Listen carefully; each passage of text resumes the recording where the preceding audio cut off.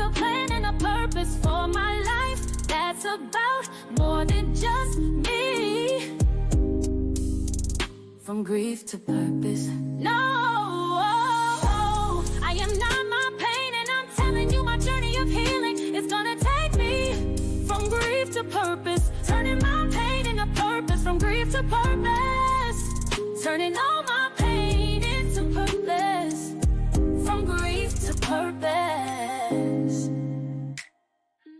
Welcome back to From Grief to Purpose podcast, where we turn pain into power and walk through life's toughest moments with faith and resilience.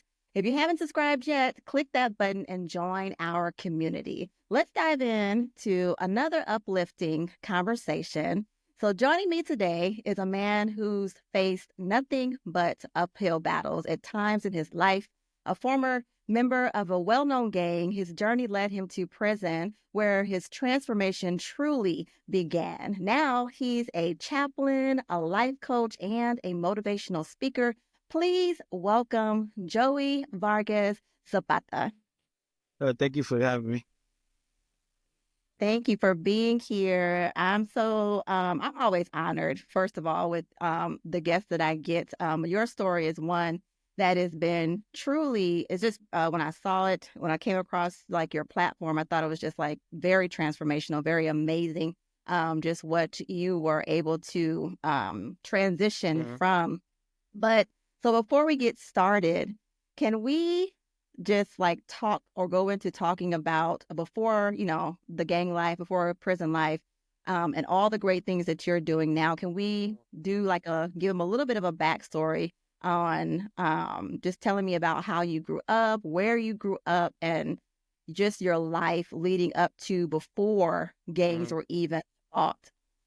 Sure. I was born in Lajas, Puerto Rico, and at a young age, my grandfather decided to move to the United States, to Milwaukee, Wisconsin, to better ourselves, our family, financially. So a lot of our family, the Zapata family, moved to Milwaukee, Wisconsin. And that's where I grew up. I was probably like 2 years old.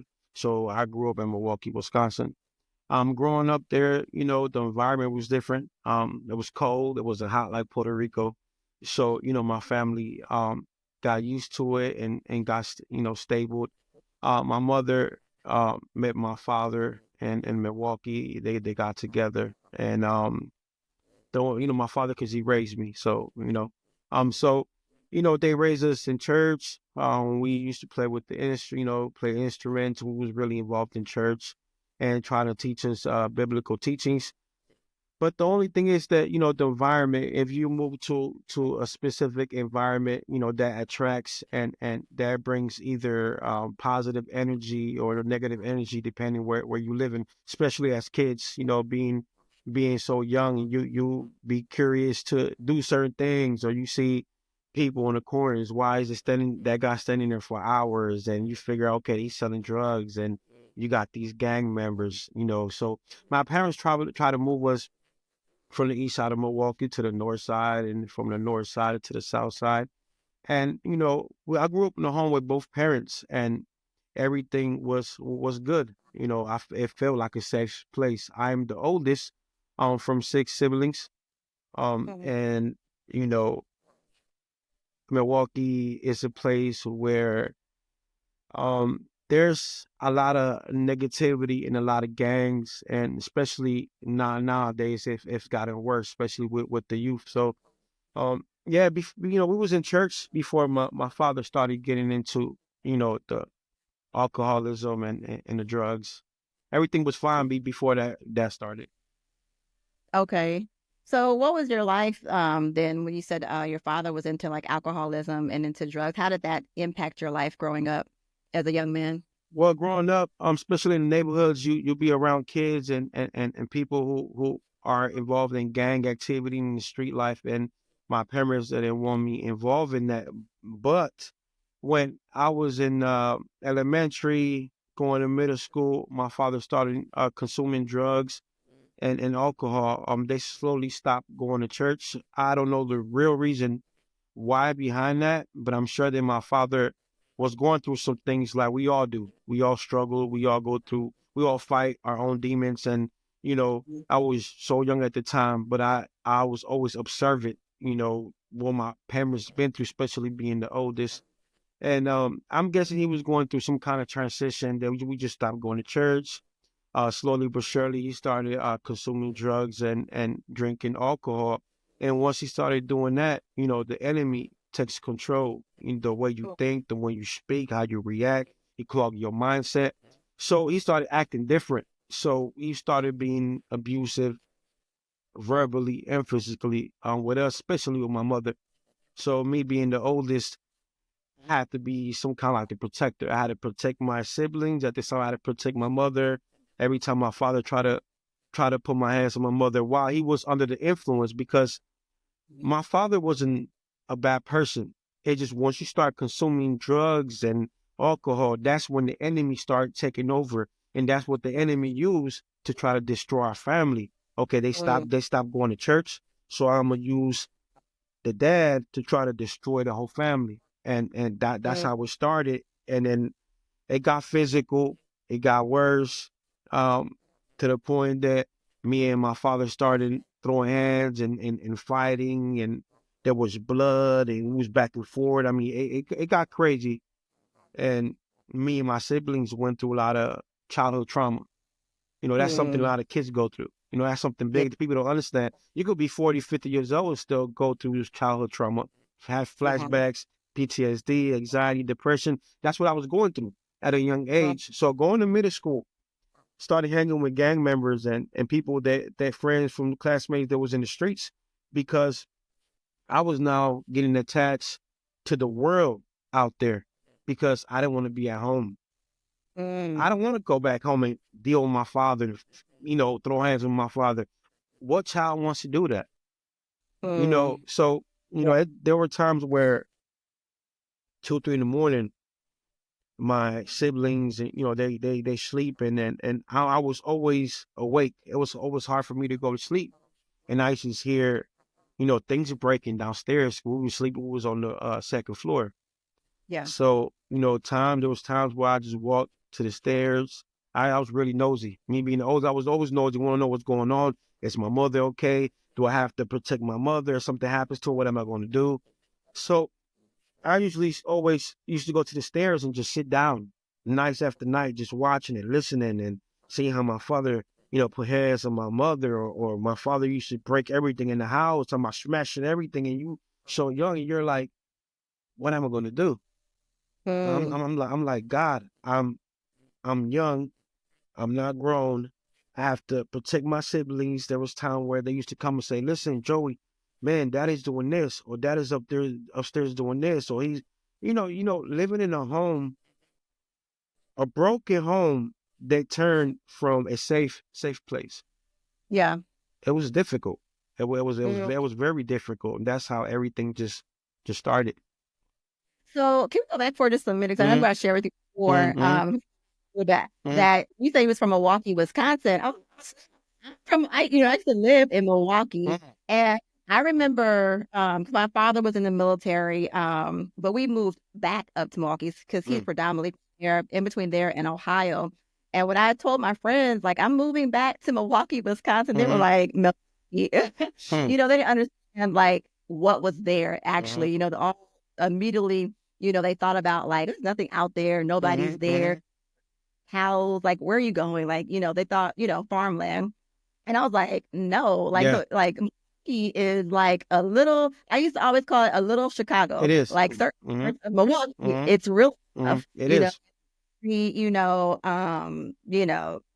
it's just rough. It has its ghettos, it has its projects, it has like any other city, it has its nice places and all those things. But can you touch just a little bit on like the lifestyle in Milwaukee? Because sometimes, first of all, there's gangs everywhere. But, can you talk about a little bit more about that particular environment? And then what exactly was it, that moment that, pulled you into the gang life? Was it a person apart from like, what was Mhm. going on at home? Like who kind of led you there?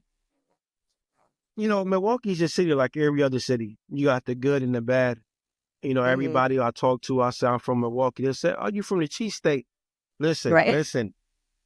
Okay, it's known for the cheese state, but at the same time, Milwaukee, they call it a little Chi-town, little Chicago, because especially nowadays, I've told it's worse than before, Mm, 10 times worse. And it's like Chicago or New York, and now that I'm in Boston, it's like Boston is it's a city type. You got the good neighborhoods, you got the projects. Me being able to live on the east side. We live on the east side of Milwaukee, on the Houghton Street, which is a famous street on the east side of Milwaukee. I mean, there's a lot of Latinos and African Americans, and always together and having that good time. And after years pass, it's just been crazy with gangs and street gangs and shootings, and a lot of things changed. So from the east side, I moved to the north side. In the north side, I started kicking it with the GDs. I was the mm, only Puerto Rican. With a lot of African Americans, a lot of people that I knew from school. We got clothes and things like that. So I used to claim GDs back in the days growing up. Because I okay, used. what Mhm. is what you gotta say what GD is, because not everybody knows what's Well, GD. the GDs is gangster disciples. So I used to be around them all the time on the north side, and then when we finally moved to the south side, there was more Latino gangs, and I had Mm, family members that was in the gangs and are well known for years. So I ended up, being in that gang called the Insane Spanish Cobras on the south side of Milwaukee. And what pushed me to the streets, or should I say, what pulled me to the streets, was that I was tired of being at home. To be honest, I used to come from school, go, go home after school and just go in my room and close the door, lock the door for hours. I used to mm, listen to music. I used to read books, read poetry, write poetry, and just draw for hours, hours. I didn't want nobody to bother me. I didn't want to talk to nobody, because mm, I was just tired, So when things started escalating, being on the south side of Milwaukee and having the family members who are involved in gangs, I started getting closer to them and closer to the streets, kicking it with people, leaving the house, going out the window, things like that. And then my father got tired of me. I don't know why. Maybe because he felt like I was being disrespectful because I was always defending my mother. So he thought by me defending my mother, I was coming at him wrong. But he didn't understand that once you want to influence, you want to do something to my mother. My thing is, I have my first reaction. I have to protect my mother at all right. costs. So he Mm, kicked me out the house. He kicked me out the house. I moved in with my uncle. I was just bouncing around after that. So I got involved in the gangs. I got my violation, which I got jumped in, and from there on, I mean, I was reckless. I was mm, rebellious because what I went through with my father, and that's what pushed me to the streets. And I was just wild. I was just out there, involved in selling drugs, involved in shootings and everything I'm talking about. I did time for.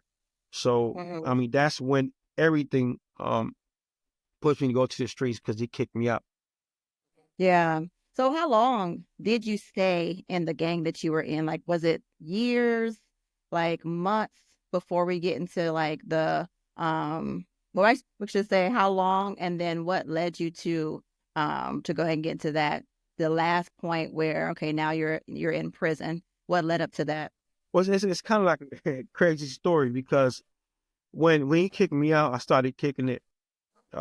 In gangs, there are stages and levels that you gotta level up. So me being thinking that I'm a leader, I got family that's involved in the gang. I'm about to get recognition. I'm about to make money. I'm about, I was still having all these negative thoughts that the enemy was taking, control of me, to try to Hmm. destroy me, slowly because I had a purpose. That's my main Yeah. thing. God had a purpose with me.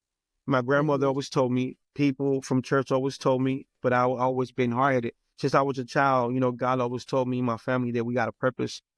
God has something for us. So once God puts a word and God promised something, the enemy is not going to stop to try not to, let that happen. So Right. So I came back and I ended up selling drugs to my father. Mm. I'm like, okay, he's still my father, right? Mm-hmm. So I'm thinking by me selling drugs to him, I'm protecting him. That was my ignorance, because Right, right, right. he don't got to go to the drug spots, and if something happened, if somebody owes somebody money, he could get shot. Life is short. In the blink of Right. an eye, they don't play when you go to these projects or these neighborhoods or drug houses. And it's like you got to go in there strapped up with guns and everything because you can't just walk in the drug house and say, "Hey, where's my father at?" Mm-hmm. Mm. It don't work like that. You know what I mean? Right. So I started selling drugs for my to my father for a while, and then I just left. I left and I started getting more deeper in the gangs. So when I turned I was about 17. When I turned 18, my family got together behind my back and was like, listen, this is what I was told. We got to send this guy to Puerto Rico. If we don't Mm. send him to Puerto Rico, he's going to get killed. They bought me a Mm. plane ticket Mm. and then they sent me to Puerto Rico. Wow. I was like, I don't know nothing about Puerto Rico. I barely speak Spanish. I speak more English. And what am I going to do? And Mm-hmm. I was in Puerto Rico for at least over 6 months, about 8 months. I Mm-hmm. got to, meet family members and things like that, and get to know how Puerto Rico is, the culture and everything. So Now, wait, go. mhm, Let's go back for a minute to just mhm. get to how old were you then exactly when you joined the gang and then they sent you to Puerto Rico at 17, still in the gang? They was like, no, we got to get him out of here. Let's send him to Puerto. I was like probably like 18 and 19, around there, Okay. around When you there. joined. Yeah, yeah, because I mean, once I joined, I was out there just crazy, you know? Oh, so they were trying to send you to Puerto Rico before you got like, because they saw you going down the Yeah, wrong. yeah. So anything that was going to actually, change me in my Yeah. mindset and, calm down and change my ways by Yeah. experiencing the culture of Puerto Rico is more laid back. Well, in the area that my family was from. So Okay. I came back, and to Milwaukee, and I went back to the hood, right? I went back to the neighborhood, Yeah. being being hard headed. Went back, started getting locked up, in and out, catching little petty cases, catching tickets, in and out for a while. When I turned 21, 21, 22, around there, my grandma was like, "I'm going to church. I need you to go to church with me." Mhm. I can't tell my grandma no. I said, "All right, let's go to church." I'll go to church.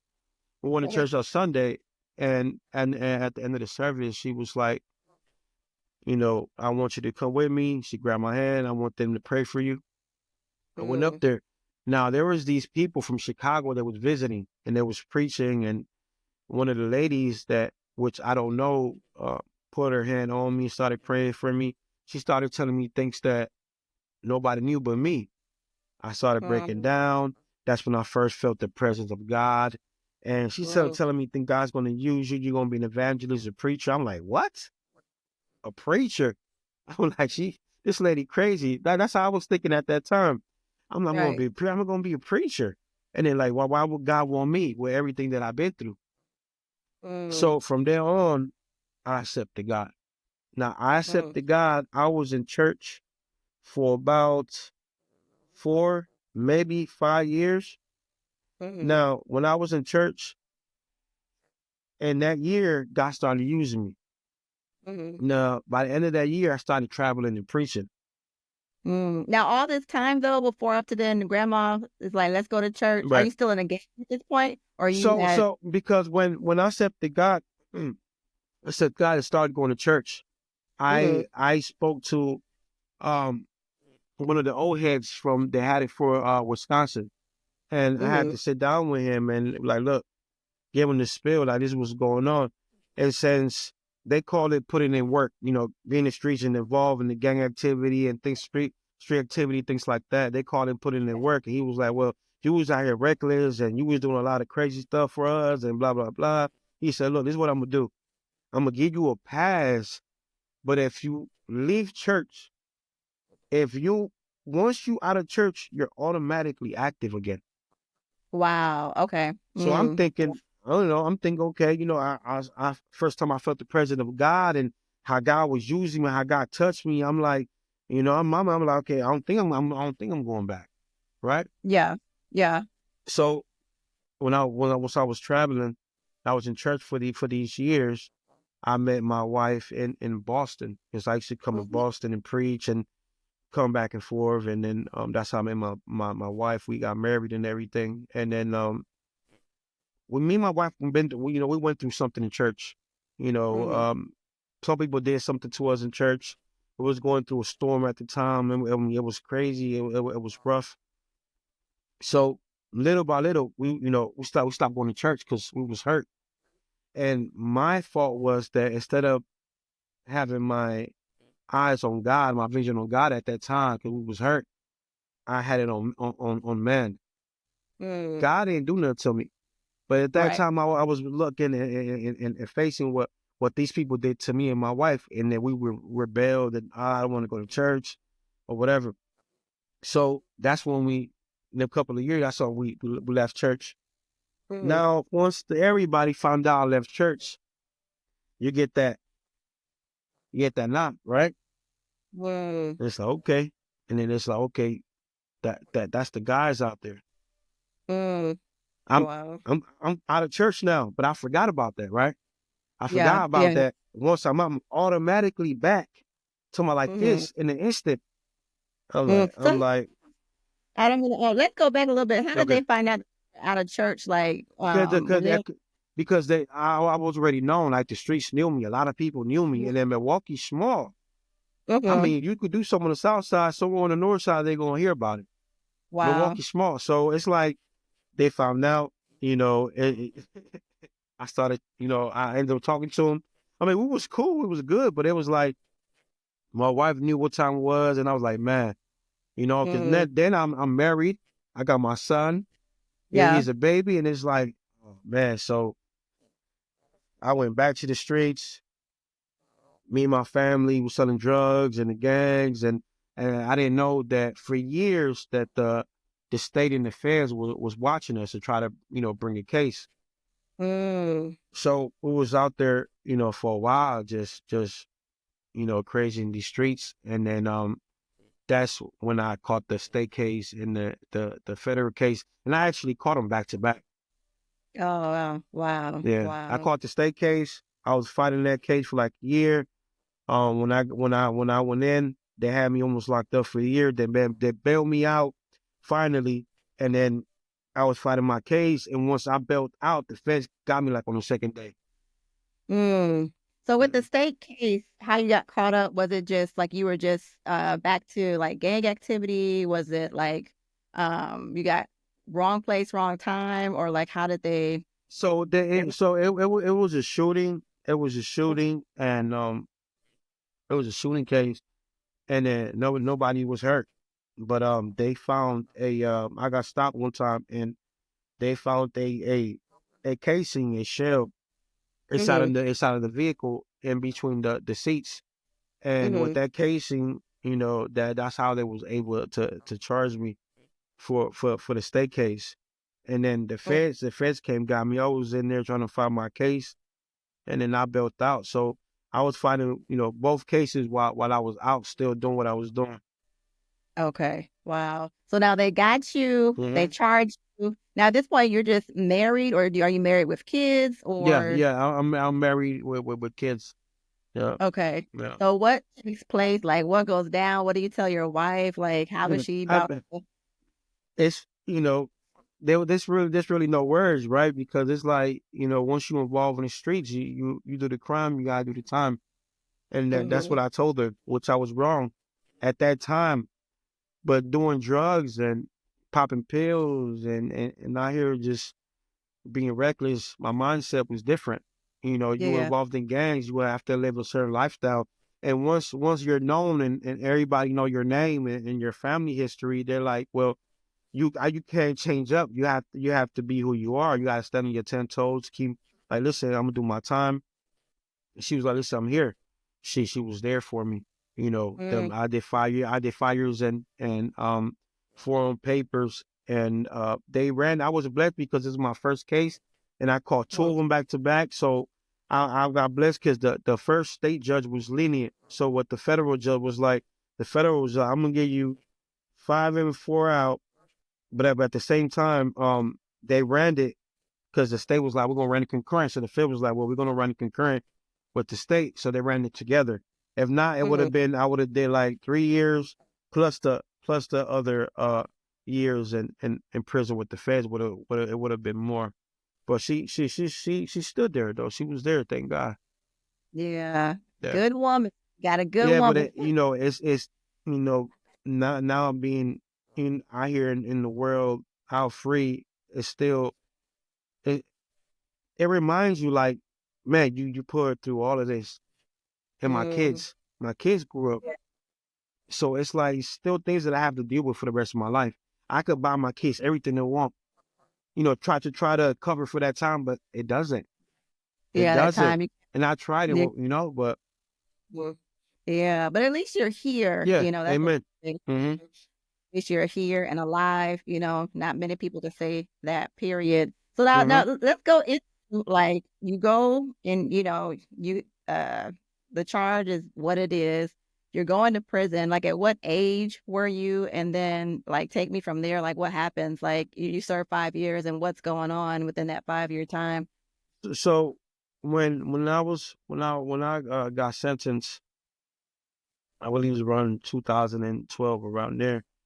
Um, I got sentenced. I'm in prison. I'm in state prison. I go in. When you go to prison, they already know what you're going in there for. If you in part of the gang, they gonna know you're Mhm. going up there. I didn't know that. This is my first time in prison, so now I have Oh, to change and get ready for this prison lifestyle, which I don't know what's the process of what's going to happen. Mind you, my heart is racing, my anxiety mhm, is all the way to 100 because like okay, I have to be on point, gotta be on my 10 toes, I gotta be ready for whatever because in prison there's no rules. You gotta watch your back. Anything can happen, especially if you're a gang member. mhm, mm, Opposition gang member catch you from behind you, stab you, mhm, do anything to you without you knowing. So I went mm, to prison and I met up with the guys from the gang in prison. They had paperwork and everything. They knew what I was there for. I had to go through this little process, and once I was good, I got to walk the yard and spend time with the guys, the rest of the inmates. There was a lot of prison politics. So mhm, everything in prison is the same as out here, in the world. The only thing is you're behind the walls, behind the bars. People still sell drugs. People mhm, still be out there, reckless and gang activity. You get jumped, stabbed.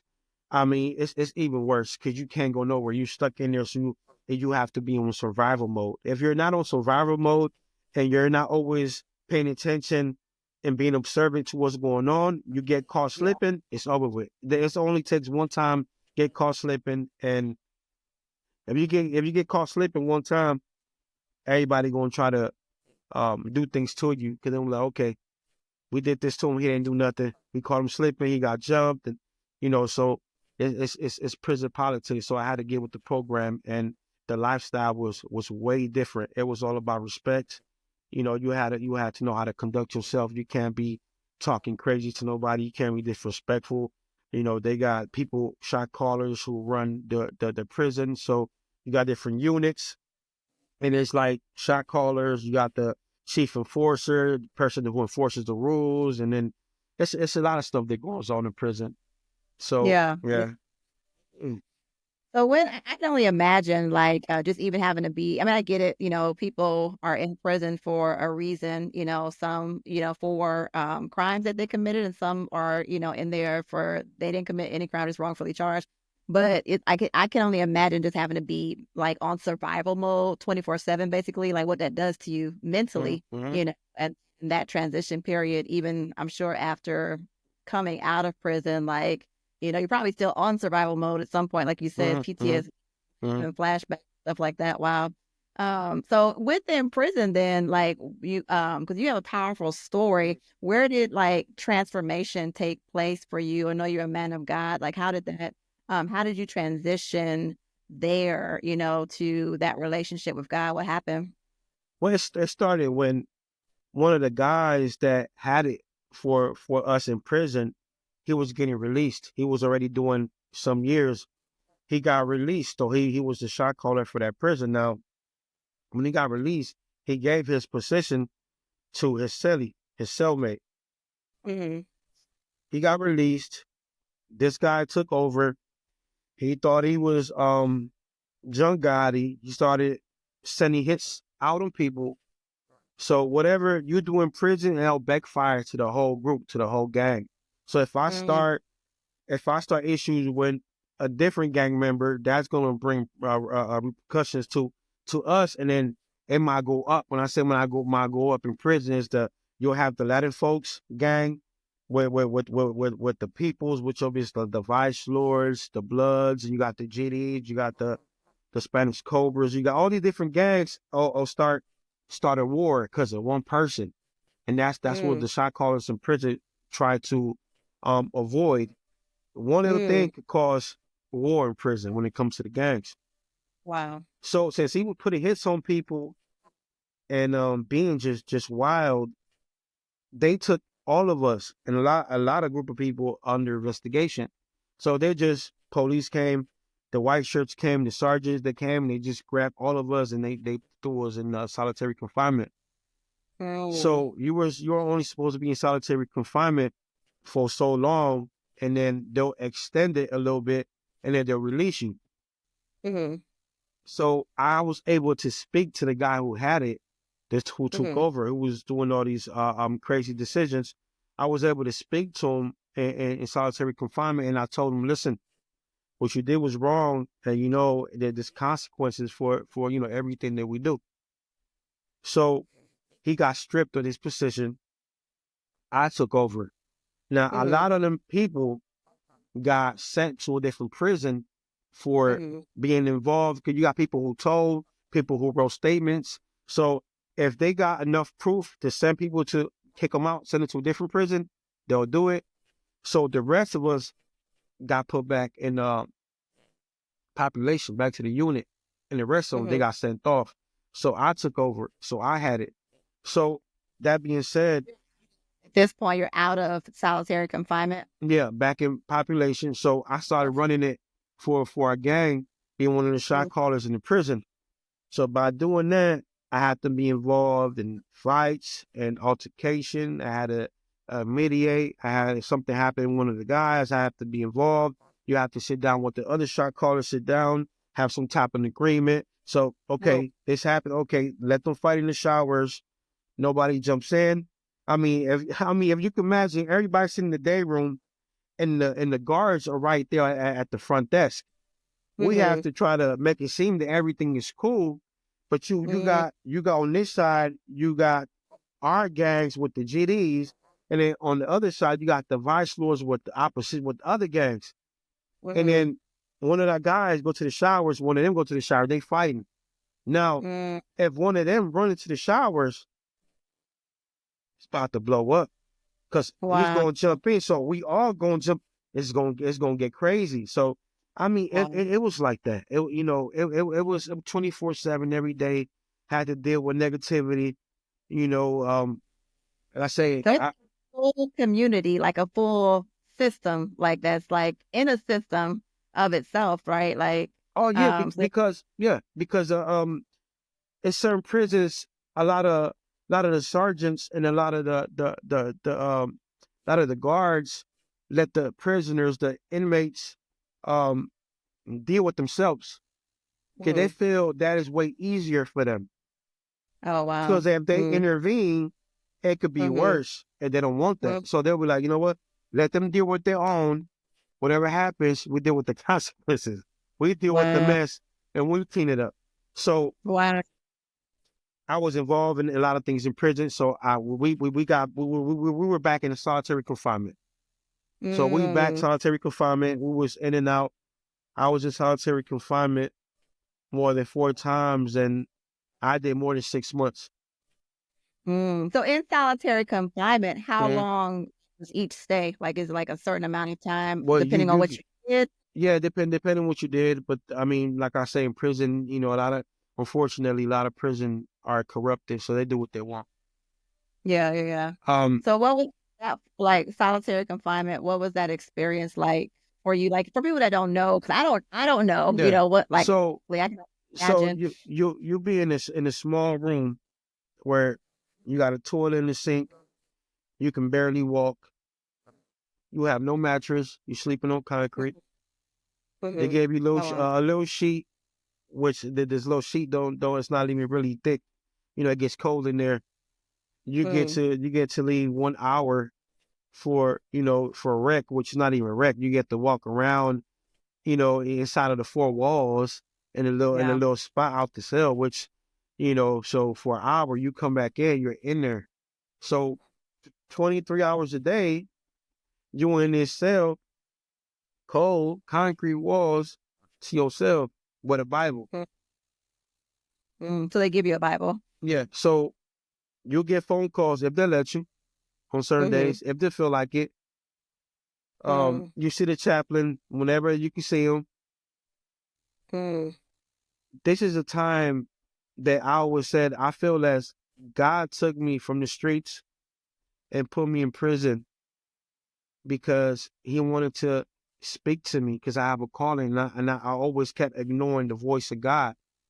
yeah, yeah. I'm gonna grab you and I'm gonna put you in prison because Mm, you can't run. You can't run from me in prison. right. So I'm like, Right. okay.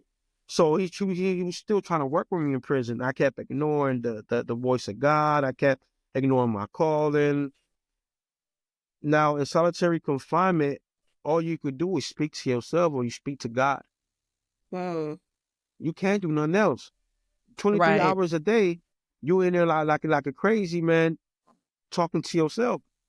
Mm, There's nothing else for you to do. What, you going to sleep all day? right, So right. that was an experience that I had, and I took that time to speak to God, to cry to God. And I could say that God spoke to me in dreams and in visions, because when we sit here and pray to God and ask God for guidance or ask God for confirmation, He'll show you. He Mm, will. And He showed yeah. me in dreams and in visions. And there was times where I thought I was seeing things, I was going crazy, but it was God trying to speak to me, and He started working with me there because I couldn't do anything else. So I had to read the Bible and then speak to God. So every time I got released, I was like back and forth to back Mm-hmm. to the unit population, back to solitary confinement until I finished my time.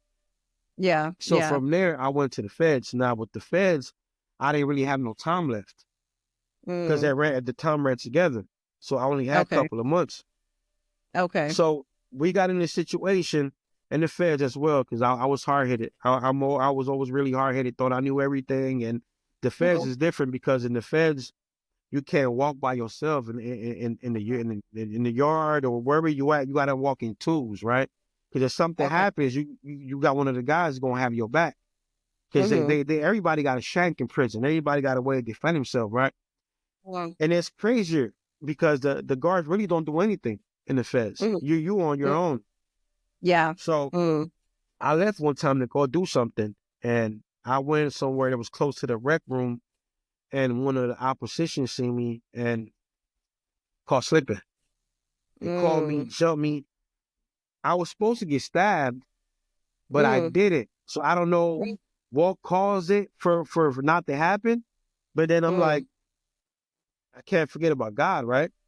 Right, So right. everywhere from the streets to prison, God always intervened and God was still there, but I kept ignoring the voice of God. Wow. So I got to the shoe, which is it's called the shoe. It's called solitary confinement in the feds. It's called the shoe. So Mm-hmm. I was in there until the rest of my time. There was an Mm, investigation. Nobody talked. Nobody said nothing. So they extended everybody time, and since I was going to get released, the mm-hmm. white shirts came, and the warden to my cell was like, "Well, you know what? Nobody's talking. Nobody's saying nothing. People are going to get transferred. you're going to get released. So you're going to get released from here. I said, what? They Mm, were supposed to let me back at, the population.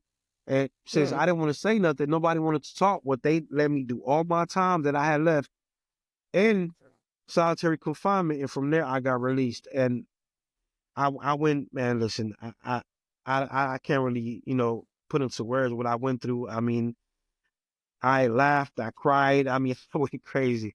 I went crazy. I mean, there's nothing you could do with just, God still was trying to work with me, but my transformation started in solitary confinement. That's the main place where God was speaking to me. Wow. So when was like that major transformation? Was it like that last time in solitary confinement? Like some people, obviously, just from your story, you can tell God had his hands on Hmm. you since day one, Hmm. regardless. But some Yes. people, regardless, will ignore Hmm. the voice of God or don't care. They don't care. I'm just like, do what I want to do. I don't care if I'm in, solitary confinement. This is my way of life.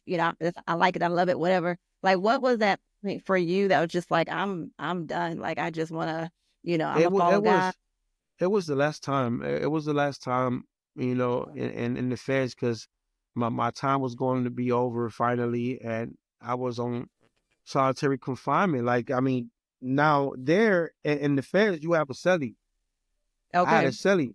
So, Um, I mean, we both was going what's a stellar? as I want to.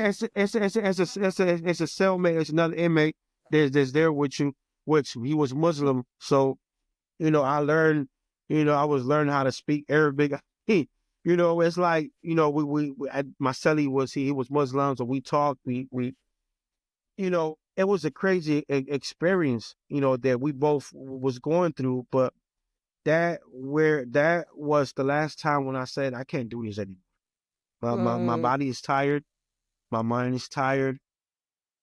All these suicidal thoughts I had since I've been incarcerated, especially in solitary confinement, everything that my depression, my anxiety. I mean, I feel like my head's about to blow. I can't do this anymore.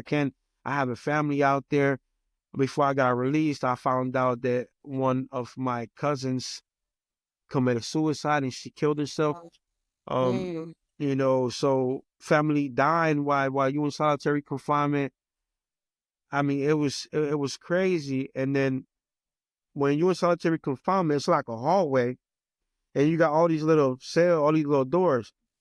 yeah. Now, one of the inmates in there started yelling our cell number, and I looked through the little window. He was like, "Yo," he was like, "You supposed to get killed." Mm, I said, "What?" I said, he was like, "You supposed to get stabbed up. Them mm, guys were sent to stab you because they know where you from, what mm. gang you from." Wow. You know what I mean? It was the Latin Kings. You know what I mean? Mm, And I'm like, I'm listening to all this, like, what? Like, I don't know these people. But they knew, yeah. okay, oh, there's a Spanish Cobra that just came into the unit. And, you know, and God intervened without me knowing that God was working for me behind my back. Like, Wow. that's how God works, Psalms Mm, Psalms 138:8. The Lord will fulfill his purpose for me. Your steadfast love, oh God, endures forever. Do not mm, forsake the work of your hands. See, God had a purpose for me. When God has a word over your life, a promise, a purpose, whatever it is that God promised you, he will fulfill it. So you could yeah. run, you could hide, Mm-hmm. you could ignore his calling. He's going to come get Right. you. Oh, Listen, he did it to me. I mean, God, yeah. God chased me from the world to prison, from prison to solitary confinement, from solitary confinement to my release. I Yeah. mean, it's God is amazing, and to all the glory to God, because I'm still here because of him. I'm alive because of him. That's why I share my story, my testimony, to let everybody know, especially the youth. Listen, you still breathing. You still got time. Yeah. A lot of Yeah. kids, a lot of teenagers out here cutting themselves, because they feel as nobody loves them, or they feel depressed, sad, and just feel that, let me cut myself, and that's how I feel better, because I'm having issue with my emotions internally. Mm, I feel like yeah. I don't have the help. I don't have the help that I need. So And a lot of teens nowadays are committing suicide because the enemy has them confused, feeling that they don't have the love or the help that they need. So I'm trying to be that voice of the voiceless and say, listen, I'm here.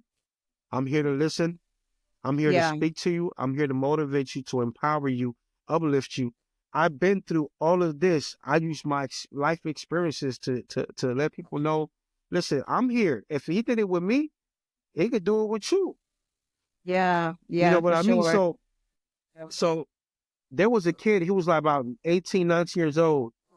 He came to solitary confinement to the shoe. Mm-hmm.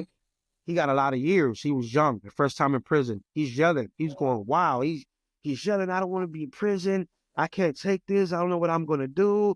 He yelling. So people in solitary confinement trying to yell at him, but they trying to give him like, some of them are cussing him out and laughing. Mm-hmm. But there's others Yeah. trying to talk to him. Yo, just Mm. just keep your head up. Stay strong. You'll be all right. Yeah. The night passed. In the morning, it was quiet. All you hear is keys. Like guards got these keys on their Mm-hmm. waist. You hear Mm-hmm. people running. So my son is like, Mm-hmm. listen, the guards are coming. So they Mm-hmm. coming and they start putting something on the window. They covered all the windows from all the cells, right? Yeah, you can't see nothing out there, but you can listen to everything that's going on. Mm-hmm. They started saying code something, they opened the cell. The kid committed suicide. Jesus. He hung himself. I'm Mm. like, listen, that broke me. I didn't know this kid, but it broke me. It broke me because I have a lot of cousins and I know a lot of people who committed suicide, young. And it's like, it broke me because I got family and I got kids. And it's like, man, like he could have made it, but he wasn't strong minded. And he thought he wasn't going Mm. to make it, do time in prison. And he hung Yeah. himself. And what broke me was that while you could hear them dragging him, taking the thing off his neck and dragging him out the cell. And then once they Mm. dragging him down the hallway, that's why they covered the windows. Mm. Can nobody talk? Can nobody say something? Because if they do Mm-hmm. something they can do, if they do something to him, people could write a grievance.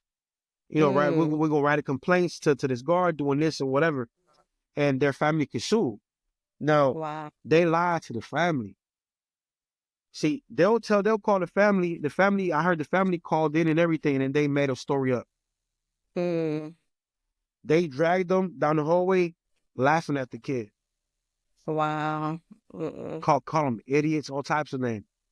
And Wow. Wow. so when that happened, it went crazy. People banging on the doors, people clogging Mm. the toilets. There was water everywhere. I mean, it Mm. got crazy because everybody was pissed. We human, we doing time, but Right. unfortunately, when you go to Yeah. prison, we're nothing but a number.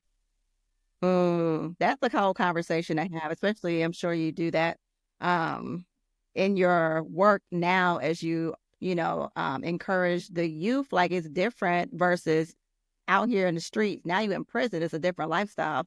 Like it seems like there are no rules. Like even though they No. may, like Mm, there's a mm, rules, right. but it's like there are no rules Hmm. in prison life. It's like a different lifestyle, It is. It you know, is.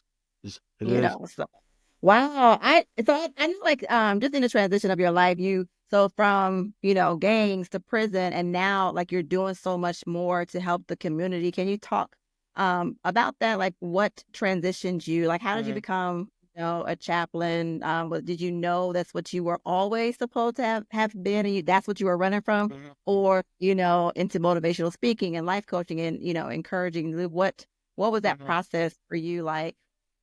So my whole experience in prison, especially solitary confinement, that transformed me. Having that Hmm. time to myself and able to speak to God and what I went through in solitary Yeah. confinement was what pushed me to continue my ministry from when I was in church with my wife. I already had the experience as evangelist and preacher for that time I was in church. So when I got released from prison, I went to the halfway house, and when I went to the halfway house, I wasn't there for that long. I went home on the ankle monitor. Now, I went through see a psychologist and a psychiatrist for 2 years. Mm-hmm.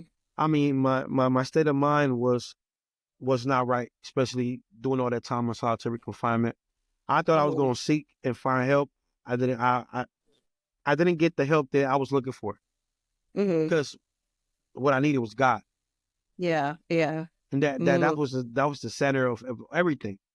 You know, Yeah. that was the main one that helped me through it all and kept me alive.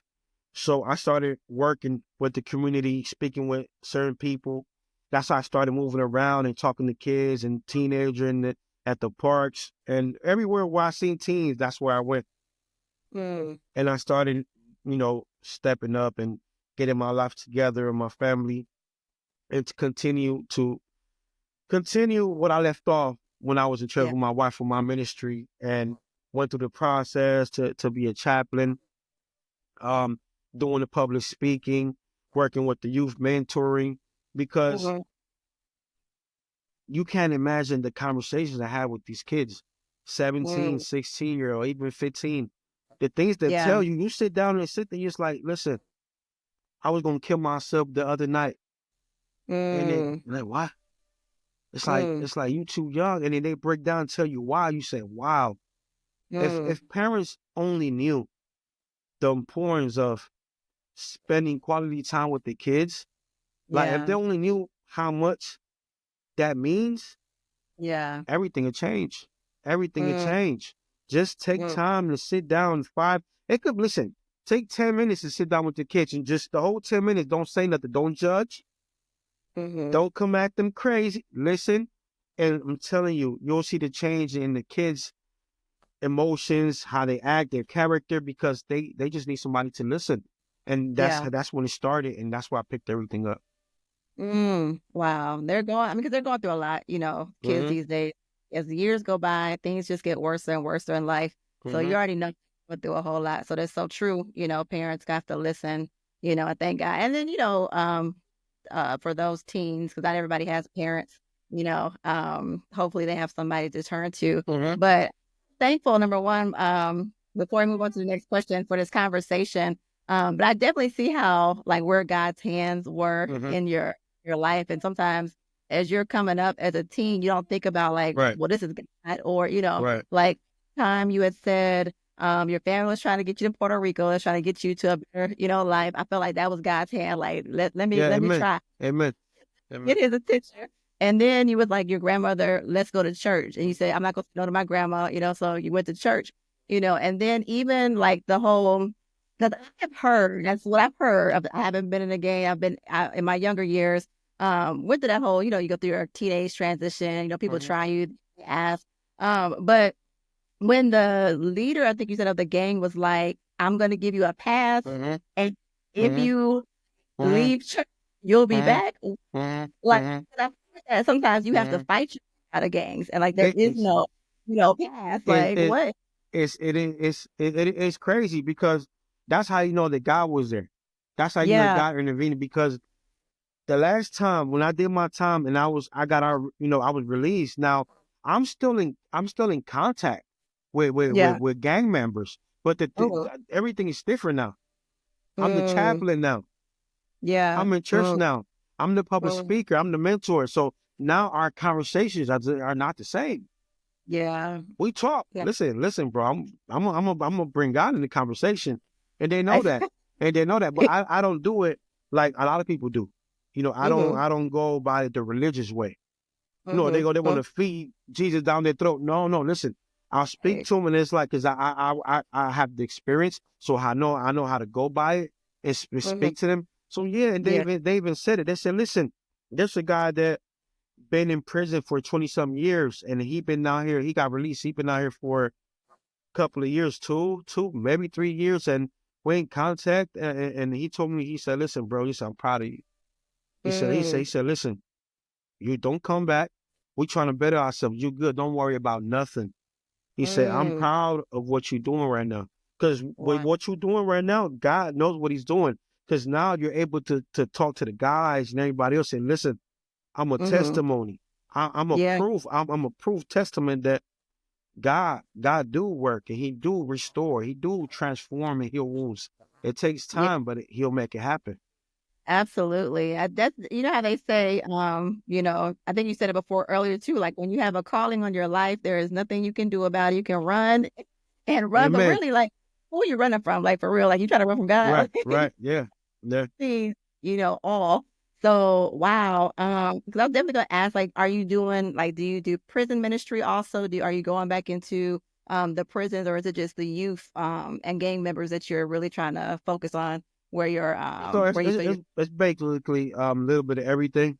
I still nice. get phone calls, get emails, texts, parents, kids, um, and certain kids gotta have like a consent form from their parents, or they could call me on speakerphone if their parents there. For example, a kid speak to me, the parents are there on speaker. Okay. The parents be like, "Well, I'm gonna leave.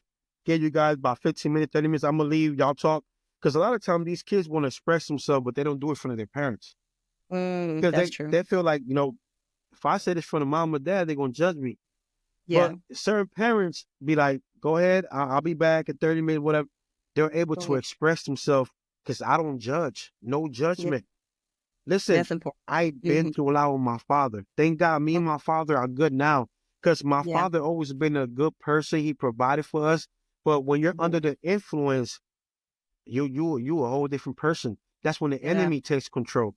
See, Mhm. so that I'm able to use that and help and mentor and help the kids. I just got my chaplaincy, so now I'm in the process to start, because I want to start going to the jails and prisons slowly but Yeah. surely, and that's my main focus. Our community outreach work, especially with the youth, and then those incarcerated. Because I mean, I've been through that, so not why not give back? Yes, nice. That's what it's about. I always say if you are at a certain level in life, you made it, you should always reach back because somebody helps Amen. you. Even if it was just God helping you up, like, Hmm. you gotta, go back out and get those other people that need help. All right. So before we wrap up, I was like trying to debate, am I gonna play my little lightning round with him or not? I was like, We, this we can we can conversation is we can do that. We can do that. okay. All right, so I got three questions for you, and then we'll wrap it up. Have you close it out for us and give just give us some words of wisdom, encouragement, whatever you want to share to whomever, or and then especially the youth to help them out. All right, but my first question I have for you is, what's one song that always gets you hyped up, Oh, or your favorite? there's a song there. This is in Spanish though, Yeah. and it's in Spanish. And before every interview, I listen to it. Okay. Before like if I have to preach or let's say speak somewhere, I listen to that song because Mm, it hypes me up. Like I feel the presence of God every time I listen to this song, and it's about praising God, right? mm, mm, Praising God in His kingdom, because it talks about don't matter what we go through, nobody's stopping you. Nobody's mm, stopping you from blessing me. Nobody's stopping you from restoring me. Nobody's mm. stopping you from picking me up from the dirt and renew my mind, renew my mindset, Yeah, my spiritual life and everything. So I mean that song is something that I always listen to before I do anything. nice. What's the name of it? What's the name of it? It's called give me a second, because I just started listening to it not too long ago. I'm gonna have to get back with you on that one, and I will tell you Oh, the name, but the name is kind of real Spanish of the singer, but you Spanish? yeah, but her the name is Averly Morillo. It's the Dominican singer Oh, that sings that gospel song, and I mean you could listen to it in English, and I'm telling you, you will feel the presence of God. mm. Averi Morillo in Spanish. I hope I Yeah. said that right. Yeah, I butchered. I send the info to you. Yeah. Oh, all right. So, second question: if you could have dinner with any historical figure, famous person, whoever you want, who would it be and why? Mm. Yeah, you got me with this one. That's a really really great question. it could be anybody too, family member, like somebody that's like no longer living. If they could, if you could have like one more dinner with them or something like that, whomever. You said a family member or a famous person or anybody? Yep. I'll probably I'll probably say, to be honest, Malcolm X. Oh wow. Yeah. To you, you Well, probably, I know you wasn't expecting the answer, because I love history, and I was read on Martin Luther King, Malcolm X, a lot of these great men who been through struggle and seen the yeah. power of resilience. And Yeah. I read his biography, what he went through, and the same people killed him, set him up, which the Mm. government was involved. I'm not gonna get into that, but so Malcolm X, because what he went through is courageous and it's inspirational. People, men like that has a background when it comes to Martin Luther King, or talking about the gospel, the word of God, or sending a message of positivity. What he Yeah. what he went through was insane. Yeah. And the resilience. I mean, it's intense. So I would definitely grab a lot of wisdom. Yeah. Wow. Yeah, I can see yeah. that because your story is definitely a hmm resilient hmm story. Like, get somebody with wisdom that can hmm match your of hmm like, hmm I'm trying to learn from somebody that hmm already 50 Right, million things. right. How did you make it? hmm I can understand. Okay. Last question. What's a hobby or skill you've picked up that might surprise people? Maybe poetry, Okay. You're a because writer. You yeah, I do. And nice. I did it when I was going through a lot when I was young. So I still do it here and there, which a lot of people don't know. Oh, Oh, nice. it's It's also only certain few that, yeah. nice. Yeah. Yeah. Look, where's the book? The book's got to be coming soon then for the Yeah. poetry. Yeah, so I got my book coming out. They pushed it back because of the holidays. Yeah. So they're supposed to be reaching back to me. So I'm hoping really soon my book comes out. Nice. Okay, so well, Joy, before we close, if you could please just leave, our audience with some parting words. If you can touch somebody, reach somebody, help somebody, leave them with just a little bit of something. Yeah, Romans 12 verse 2 says, "Do not conform to the pattern of this world, but be transformed by the renewing of your mind. Then you will be able to test and approve what God's will is, his good, pleasing, and perfect will." See, we all go through struggles, we all go through storms and adversity, but we have to understand that God will always be there. God will call us, he will restore us, and with the transformation of the renewing of our minds, when we accept God and we let God into our lives, and God works with us and heal us and he'll change us, he will always be there no matter what. So those people that feel like giving up, feel like committing suicide, having suicidal thoughts, going through depression, going through anxiety, just know that if you're breathing, you still have a chance. You still have a chance to change your life around. You have a chance to keep pushing forward. Don't stop. Keep pushing, and just believe that God will always be there with you. Wow. Thank you so much You're welcome. for Thank you. taking the Thank you for time. having me. It's an Uh, honor and a pleasure. Thank you. I appreciate that. I hopefully we can get together on a part two because I had so many questions. I was trying to like We can do wa- that. I'm here to serve, and I'm here to connect with everybody. So most definitely. awesome. Well, you guys, I'm going to leave all of his information for you all, of course, in the description, so you can hit up his website when he puts out his book. Make sure you purchase that book. He has a very powerful story that we did not cover in the little hour that we have. But like I said, hit his website up. Follow him on all of his social media platforms. This was our podcast from Grief to Purpose Podcast. Thank you for joining us again. And until next time, you all. We will see you later. Bye.